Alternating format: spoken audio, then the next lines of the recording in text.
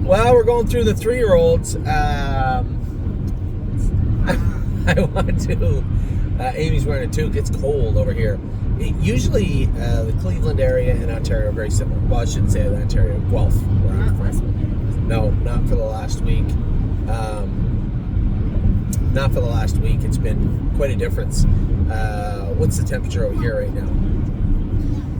4, 5? It's about 14 in Cleveland. So it's weird. I think there's just a band that missed the Cleveland area that did not miss Ontario. But for the most part, they're usually very, very similar. I want to run through the 3-year-olds for you guys, how they're doing, what we're doing with them, where they're at. Arrowhead Hanover made it a very odd break. Now, I did tell somebody the other day, he's made 2 breaks in his life.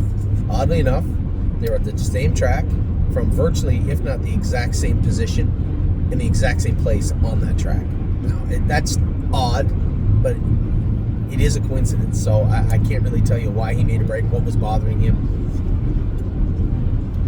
Somebody asked, maybe the car was bothering him. Nothing really bothers Arrowhead Hanover. He's pretty cool in that regard. So I don't really know what it was, but he hasn't made a break, I don't think, on anybody in 2025 training down. You trained him down most of the time with no hobbles on, and he never made a break. So we'll see. Are you available on Wednesday? We'll see how he races this week on Wednesday. Aunt Lily is in tonight. First start, 9 holes, so trailing post in the mud. Not what you would call a favorable position, but nevertheless, we'll get her race tonight. Blue Ventura did not race good the other day. You know, I had a couple of people that were Addie. I had a couple of people that were that had said, geez, you know, that was just one person come right out and called me it was a terrible drive. And if you look at it and say, well, you're 4 wide around the first turn, you have to understand what was going on. First off, it was a 10-horse field. I wasn't taking them back to 10th. If you leave 8 and there's 9 horses to the left of you, there's a good chance you have to go back to 10th. And as it turned out, he would have had to get away 9th or 10th. I opted to leave for position. And as I did, Adeline Hope, and as I did, all I saw was the 5 horse almost get tangled up with the 6. The 6 horse get out of gear. The 5 and run. I had to go around him. The 5 horse was still stuck in the middle looking for a place. Now, I don't know that little kid that was driving the 5, but at the same time, I know he doesn't have a ton of experience. So now I'm looking at a lot of mess going on to the left of me, and I just opted to push forward. I have no qualms about that, nor will I apologize for that. I pushed forward with a horse that just went in 56 come 28 seconds. If he can't get up to the front 27-3, back them up a half 58 apiece, let a horse go, follow him, and race well, I'm sorry, that's not on me. That's on the horse. Now, as it turned out, his blood work did come back with a mild amount of tie-up, which is possible. And I still think that we have some work to do in regards to Blue Ventura. I think the track was a little firm, and he was a little sore on his feet. We have aluminums on him. Not really the perfect shoe for the situation. Having said that, again, he was a winner in 56 with those same shoes on. So, the apology department was closed on that particular day, and I'm not taking any complaints in the complaint box over Blue Ventura. You have to understand what was going on. And even in hindsight, 1,000 times in a row, I would have driven him the exact same way. I was not venturing into that swamp and what was going on down there to the left. I'm staying right where I was. So, Blue Ventura, I would say, honestly, he just didn't race good. He came back with an excuse, which is fine. We'll race him a little more conservatively next week. But exposed the other night, I was a little tiny bit disappointed with the way he raced, but that's okay. Captain Incredible, I just finished telling Amy, it's going to be freezing cold on Wednesday. We have an odd cold snap coming through. It's really just for one day, I think, isn't it? Tuesday? Yeah, it's Tuesday. I said Wednesday. No, I'm sorry. Tuesday is the qualifiers at the Meadows. I'm going to school Captain Incredible over at the Meadows. We'll see how he goes. We're going to move some horses around this week, and I might take a couple of horses over with me just to train at the Meadows surface. What I generally do is go over Monday afternoon. I'll go over Monday afternoon, get the horses settled in, especially. Oh yeah, is that a problem for Monday? Oh, what's Monday? Skating? Is that it? But they're all skating at the same time, right? What's that? I can't hear you. It's one after the other. Oh yeah, 5:30, 6:30, right? But I mean, even if I was there, what role would I play other than pom-poms? Is that correct? High five. Yeah. High five. Addie Bear, what are you doing? What is this? Fox. It's a fox? Okay. So we'll see what we're planning. I have to get Captain over there. I want to get him trained. So that's likely the plan for this week coming. As we go through this list, I was just going to tell Amy we're going to check some more stuff that may possibly come with me to the Meadows on Monday afternoon or whenever I go. Now, Century Legion, as I told everybody, he's one of the horses that is going to be leaving us. I'm done making excuses for those, and a ton of people message me, Anthony, what if we just take him back over to Mohawk? Well, he doesn't get through the straightaways well, so taking him to the track that is bigger than the one he's at, probably not the best ploy in my estimation. The problem I have is that Century Legion feels to me like a horse that is always leaning on excuses and issues rather than getting it done. And you may look at that and say, well, you have to clean all those up, you have to clear. You can never always have a horse at 100%, right? Like any athlete, we talk about this all the time. You have to be able to get the job done best you can. And I just don't think he does all the time. I think he leans on excuses and uses a lot of crutches. And therefore, we see a lot of X's. We see a lot of mistakes. We see a lot of subpar miles. We do have a sprinkling of speed in there. There's no denying the horse has a certain amount of talent. But he doesn't choose to use it on a consistent basis. And that, for that reason and that reason alone, he's not going to be staying with us. Chicago Hall raced fantastic the other night. I'm well aware it was a maiden. I'm well aware he's 1-9. I'm well aware he's supposed to win. But he did it in a very emphatic way, which you're supposed to do. Country Dancing. Another horse, when you talk about, not putting in consistent efforts. The other night I was very disappointed, and a lot of my partners were also in Country Dancing. We did scope her. We found 2 out of 5 of blood. She has to go on the LASIX program. But what my takeaway was, we know she's fast. There's no two ways about that. Very similar to Century Legion. And she's got her work done last year. We just haven't got her on the right path this season. She won her first start and looked impressive enough that we left Ontario, took her to the Meadows. She had all that cork on and raced on a summer track, was out of gear, made a break. Next week she broke a hobble. We brought her back to Ontario, hoping just get her back on track and move forward. They cancel the races. Then she draws the 10 hole. Take her back. She shows blood. We just haven't been able to start her properly in 2025, aside from that first start that she won. So I am more apt to give her a little more leeway than some of the other horses. Fire and Shine, she has already left us. Again, we're going to continue to clean out some of the brush from the stable throughout the spring into the summer. I don't have to make a big announcement as to why we moved Fire and Shine. At her very best, she was mildly competitive. She's not at her very best right now, and therefore she's not competitive at all. So we're going to move Fire and Shine, and we did. I thought the story was good about Big Flag the other day. So I apologize too when I said the story that I've had 3 people message me and say, well, you traded for Bob the Bomber, can I get in on Bob the Bomber? We didn't trade. Yeah, we don't know. Yeah, we didn't trade for Bob the Bomber. He was sent to us. The deal was, you buy Fire and Shine, and I will take this horse. Well, they'll get a credit for selling it. Oh, 100%. Yeah. But we will take this horse over to our barn, tinker with him, and see if we can get him right. Now, the way he trained the other day, I think the horse seemed fine, but we will see how Bob the Bomber races on Tuesday. Where are we at here? We are at Foxy Seaside. She trained the other day. She's ready to go school this Friday at Mohawk. She's pretty much ready to rock. Freedom Hill was great the other day. She's back in to go Wednesday, and I think the last race on Wednesday, I think, which is fine. Whatever. I got to come back for the Meadows, take my time, race some horses, and then get our girl raced in the last race. Who do we have next? Gorgeous Package is racing tonight at I jumped over Gaslight Hall. Gaslight Hall is racing in about 2 weeks. I think they're planning on schooling him next week at Mohawk, and then we have Gorgeous Package tonight. Drew the 7-hole twice, and I did right by her. I took her back. She drew the rail tonight. She won't be afforded the same parachute leaving the gate. We're going to let her rock tonight. I plan on doing some damage. Addie Bear, shh. Your game is loud, and you keep chatting like a bugger. You be good. So Gorgeous Package, I expect a good race out of her tonight, mud or otherwise.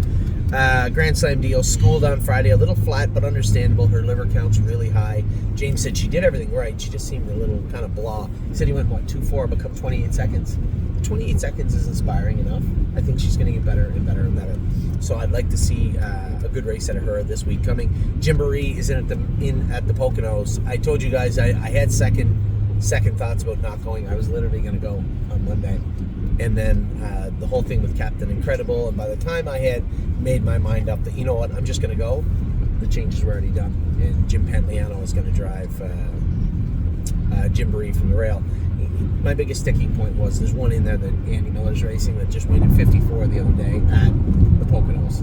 So I'm not saying I wouldn't be scared of that filly overall, but definitely coming into this event where she's only shown miles in 59, a little bit scared of a horse that's already been in 54 coming in with a fresh win in 54 and a new lifetime mark. I think she's going to need a couple of starts to get to that level, but I think she absolutely can. Manhattan Money raced great last night, second in 56 and 1. You know, James's take on him is pretty much the same as mine. Seems like that grinder type. You know, he probably can fit in the Stallion series somewhere. He's not going to be a sire stake horse. He's going to be an overnight horse to a Stallion. Addie Bear, if you guys are going to complain about the games back and forth the whole time, I can fix that for you. I can fix it for you. I'll just take them away. You hear me? Do you hear me? Do you hear me? You don't answer me, I'm going to assume that you want me to take your game away. Yeah. Oh, yes, Dad. You're welcome. Mountaineer Prince. I jumped over somebody here. You grab that, will you? I don't want to be looking down. Who's the next one? Manhattan Money, Melisandre. Melisandre. Stop. Melisandre. They keep calling her Melisandre. I think her name's Melisandre, but whatever. How do they say? What did they call her name for the witch? How did they pronounce her witch? I don't know. It might have been Melisandre, actually. We'll have to look. Undefeated in her life. That's a win in a qualifier and 2 wins in both her maiden events. Now, it is a substantial jump to the numbers of 2. She's going to have to trot 57, 58, but I'm expecting her to do that very thing. I like what I see from Melisandre. I like that she's doing her work well and that she's finishing off her supper. I didn't have to pull the earplugs the other day either. Finishing off her summer. She's never missed a meal. I meant figuratively, but yes, literally, she's never missed a meal. Cleared off the lead. I didn't have to pull the earplugs on her. She trotted away. So I was happy with the work that Melisandre's done. Can you pick that up, please? Up. You just hold it. Oh, no problem. Mountaineer Prince. A qualifier the other day, and he actually qualified very, very well. I was happy with Mountaineer Prince. Also, I thought he did his work really, really well. What are you looking for? A fox? Then stop being silly, but Being a little aggressive. Really. What did I say?